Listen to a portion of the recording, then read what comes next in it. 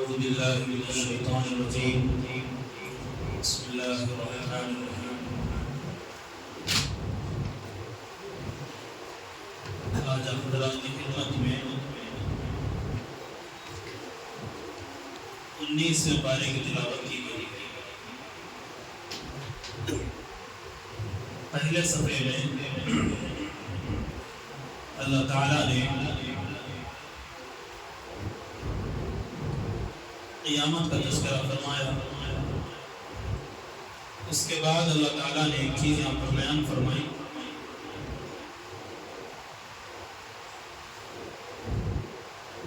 کہ جب آسمان پھٹ جائے گا،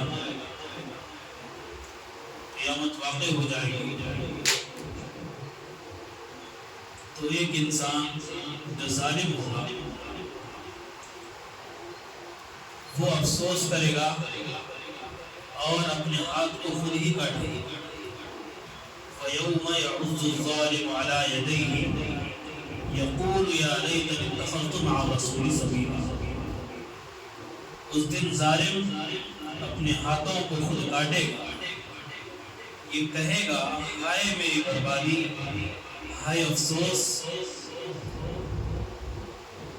میں اگر رسول کی اتباع کر لیتا تو کتنا اچھا ہوتا، رسول کے راستے پر چلتا تو کتنا اچھا ہوتا، افسوس کرے گا۔ آگے وہ کہے گا یا ویلتا لیتنی لم اتخذ فلانا خلیلا، ہائے میری بربادی، کاش میں فلاں انسان کو اپنا دوست نہ بنایا ہوتا تو آج یہ نوبت میری نہیں ہوتی، یہ میری حالت آج نہیں ہوتی تھی اگر میں فلاں کو اپنا دوست نہ بنایا ہوتا۔ اس آیت کریمہ میں اللہ تعالیٰ نے دوستی کا تذکرہ کہ انسان کو دوست کیسا بنانا چاہیے، کس کو بنانا چاہیے، یہ بیان کیا۔ آیت کریمہ سے بات معلوم ہوتی ہے برے دوست نہیں بنانا چاہیے، جو اللہ کے نافرمان ہے، جو گنہگار ہیں، ایسوں کو دوست نہیں بنانا چاہیے۔ اب حدیث پاک میں ہم دیکھتے ہیں رسول اللہ صلی اللہ علیہ وسلم کی تعلیمات اس تعلق سے کیا ہمیں رہنمائی دیتی ہے۔ تو حدیث میں اگر ہم دیکھیں کہ دوست کس کو بنانا چاہیے، حضور صلی اللہ علیہ وسلم فرماتے ہیں من ذکرکم باللہ رؤیتہ وزاد فی علمکم منطقہ وذکرکم بالآخرۃ عملہ، کہ جس کو دوست بنائے اس کے اندر 3 کوالٹی ہونی چاہیے۔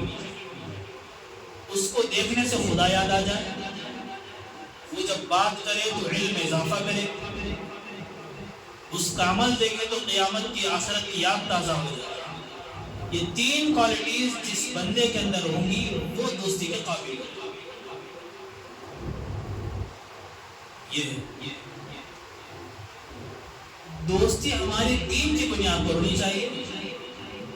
دنیا کی بنیاد پر دوستی تو دنیا میں کام آ جائے گی، لیکن اصل اور حقیقی دوستی اگر دینداری کی بنیاد پر ہوگی تو دنیا کے ساتھ ساتھ آخرت میں بھی دوستی کام آئے گی۔ 25 پارے میں اللہ تعالیٰ نے یہاں تک بات بیان فرمائی الاخلاء یومئذ بعضهم لبعض عدو الا المتقین، کہ قیامت کا دن وہ دن ہوگا جب جگری دوست، بہت کلوز دوست، اس دن ایک دوسرے کے جانی دشمن ہو جائیں گے سوائے متقین، جس کی دوستی دینداری کی بنیاد پر، جس کی دوستی شریعت کی بنیاد پر، جس کی دوستی اللہ کے دین کی بنیاد پر، جس کی دوستی دینداری کی بنیاد پر ہوگی، تو پھر وہ کل قیامت کے دن اللہ کے پاس جھگڑے گے نہیں، ان کی دوستی وہاں کام آئے گی۔ لیکن جو دوستی دینداری کے علاوہ ہوگی، دنیا داری سے محض ہوگی، اللہ کی نافرمانی پر ہوگی، رسول اللہ صلی اللہ علیہ وسلم کی نافرمانی پر ہوگی، ایسی دوستی کل قیامت کے دن وبال جان بنے گی، وبال جان۔ یہ ایک بہت اہم بات ہے، بہت اہم مسئلہ ہے۔ آج فرینڈشپ کے نام پر آج ہماری نوجوان نسل برباد ہو رہی ہے۔ حقیقت ہے، حقیقت بیان کرنے سے آپ آدمی کو پیچھے نہیں ہٹنا چاہیے۔ جو حقیقت ہے اس کو بیان کرنا چاہیے۔ آج ہمارے نوجوان، گزارش کرتا ہوں، ماشاءاللہ یہاں پر نوجوان بیٹھے ہیں، سن رہے ہیں نوجوان، اپنی دوستی کو صحیح بنائیں، کیونکہ اگر آپ کی دوستی صحیح نہیں ہوگی، صحیح انسان سے دوستی نہیں ہوگی، دنیا میں خیر کچھ فائدہ آپ اٹھا لیں گے، آخرت میں کوئی حصہ نہیں۔ یہ بہت اہم چیز ہے۔ حدیث پاک میں ہے الرجل علی دین خلیلہ فلینظر احدکم من یخاللہ، کہ انسان عام طور سے اپنے دوست کے دین پر ہوتا ہے، اپنے دوست کی فکروں پر چلتا ہے، دوست کے تقاضوں پر چلتا ہے، تو انسان کو چاہیے کہ وہ دیکھے، اچھی طرح دیکھے کہ اس کی دوستی کس سے ہے۔ یہ ہے ہماری دوستی عزیز نوجوانوں سے بزرگوں دینداری کی بنیاد پر ہونی چاہیے۔ دوستی وہی کامیاب جس کے اندر تین کوالٹی ہو، تین چیزیں ہوں۔ پہلی چیز نے کیا بیان فرمائی کہ اس کو دیکھنے سے اللہ یاد آ جائے۔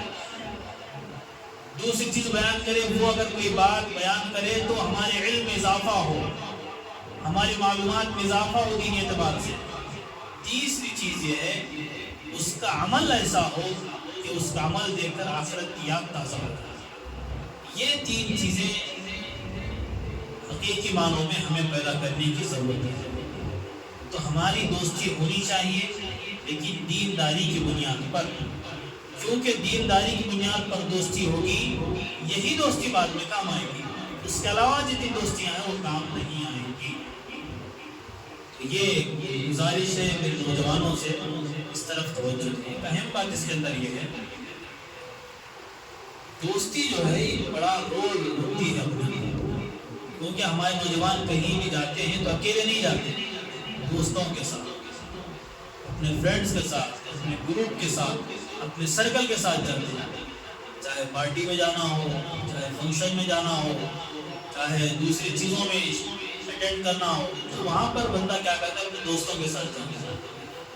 تو بھائی جب ہم دنیا میں ہر جگہ دوستوں کے ساتھ جا رہے ہیں تو ہماری یہ کوشش کیوں نہیں ہونی چاہیے کہ ہم جنت میں بھی ساتھ میں جائیں؟ ظاہر بات ہے جنت میں جبھی ساتھ میں جائیں گے جب تمام کا ایمان ایک ہوگا، جب تمام کا دین ایک ہوگا، تو تبھی جائیں گے ساتھ میں۔ اگر ہمارا دین سب کا ایک نہیں ہے دوستوں کا، تو کیسے جنت میں ہم سب جائیں گے؟ تو جیسا ہم دنیا کے فنکشن میں اٹینڈ کر رہے ہیں، ہماری یہ کوشش ہونی چاہیے کہ ہم جنت میں بھی ساتھ میں جانے والے ہوں گے۔ وہی تین چیزیں میں نے بیان کی، وہ تین چیزیں پیدا کر لیں، انشاءاللہ جنت مقدر بن جائے گی۔ تو آج ضرورت ہے اس بات کی۔ اور دوسری بات اس کے اندر یہ ہے اگر دوستی ہماری پورے لوگوں سے رہتی ہے تو دنیا کا بھی نقصان ہوتا ہے، دنیا کا بھی نقصان ہوتا ہے، جانی نقصان بھی ہو سکتا ہے، مالی نقصان بھی ہو سکتا ہے، اور عزت و آبرو کا نقصان بھی ہو سکتا ہے۔ ایسے واقعات آپ بھی دیکھتے ہیں، میں بھی دیکھ رہا ہوں، دیکھنے میں آتے ہیں۔ پورے دوستوں کے ساتھ بندہ رہتا ہے تو کوئی حادثہ ہو گیا، کوئی مسئلہ ہو گیا، دوستوں کے ساتھ ہی پریشانی ہے، یہ سب چیزیں ہوتی رہتی ہیں۔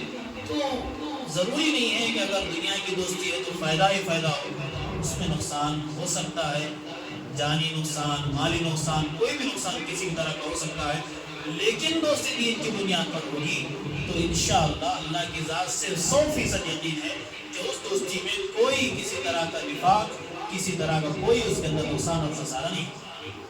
کہ اللہ نے کہا کہ متقی جب قیامت کے دن آپس میں دشمنی ہوگی تو دنیا تو تم کی چیز، دنیا میں کیا چیز ہوگی؟